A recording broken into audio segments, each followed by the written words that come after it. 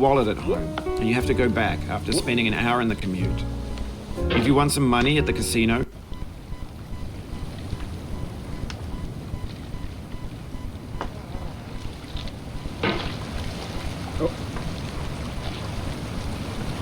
there's no feeling more intense than starting over.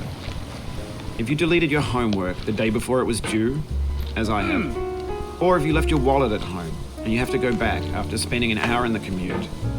If you won some money at the casino and then put all your winnings on red but it came up black. If you got your best shirt dry cleaned before a wedding and then immediately dropped food on it. If you won an argument with a friend and then later discovered that they just returned to their original view.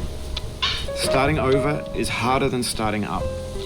If you're not ready for that, like if you've already had a bad day, then what you're about to go through might be too much. Feel free to go away and come back. I'll be here. Alright, thanks for coming with me on this trip. I'll understand if you have to take a break at any point. Just find a safe place to stop and quit the game. And don't worry, I'll save your progress, always, even your mistakes. This game is a homage to a free game that came out in 2002, titled Sexy Hiking. The author of that game was Jazuo, a mysterious Czech designer who was known at the time as the father of B games. And B games are rough assemblages of found objects. Designers slap them together very quickly and freely, and they're often too rough and unfriendly to gain much of a following. They're built more for the joy of building them than as polished products. In a certain way, Sexy Hiking is the perfect embodiment of a B game. It's built almost entirely out of found and recycled parts, and it's one of the most unusual and unfriendly games of its time. In it, your task is simply to drag yourself up a mountain with a hammer. And that act of climbing, in the digital world or in real life, has certain essential properties that give the game its flavor. No amount of forward progress is guaranteed.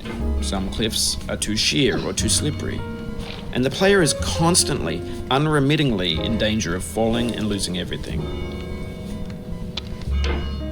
Anyway, when you start Sexy Hiking, you're standing next to this dead tree that blocks the way to the entire rest of the game.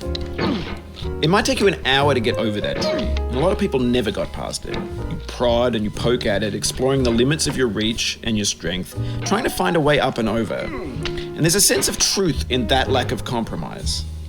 Most obstacles in video game worlds are fake. You can be completely confident in your ability to get through them once you have the correct method or the correct equipment or just by spending enough time.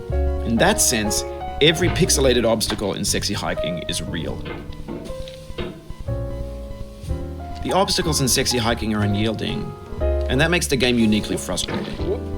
But I'm not sure Jazuo intended to make a frustrating game.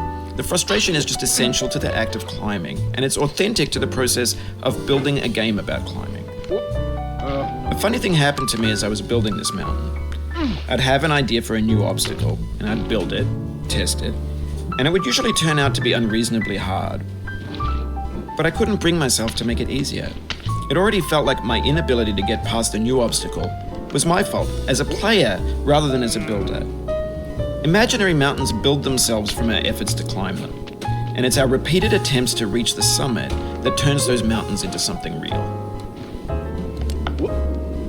When you're building a video game world, you're building with ideas, and that can be like working with quickset cement. You mold your ideas into a certain shape that can be played with, and in the process of playing with them, they begin to harden and set until they're immutable, like rock. And at that point, you can't change the world. Not without breaking it into pieces and starting fresh with new ideas. For years now, people have been predicting that games would soon be made out of prefabricated objects, bought in a store and assembled into a world. And for the most part, that hasn't happened, because the objects in the stores are trash. I don't mean they look bad or that they're badly made, although a lot of them are. I mean they're trash in the way that food becomes trash as soon as you put it in the sink. Things are made to be consumed and used in a certain context, and once the moment is gone, they transform into garbage. In the context of technology, those moments pass by in seconds. Over time, we've poured more and more refuse into this vast digital landfill that we call the internet. It now vastly outnumbers and outweighs the things that are fresh and untainted and unused. When everything around us is cultural trash, trash becomes the new medium, the lingua franca of the digital age. And you can build culture out of trash. But only trash culture. B games, B movies, B music, B philosophy. Maybe this is what digital culture is. A monstrous mountain of trash, the ash heap of creativity's fountain. A landfill with everything we ever thought of in it. Grand, infinite, and unsorted. There's 3D models of breakfast, Gen X's fanfic novels, Scan magazines, green screen Shia LaBeouf, banned snuff scenes on Live Leak. Facebook's got lifelike bots with unbranded adverts and candid shots of Kanye and Taylor Swift mashups, car crash epic failed GIFs, Russian dashcam vids, discussions of McRibs, discarded, forgotten, unrecycled, muddled, rotten, untitled. Everything's fresh for about 6 seconds, until some newer thing beckons, and we hit refresh. And there's years of persevering disappearing into the pile, out of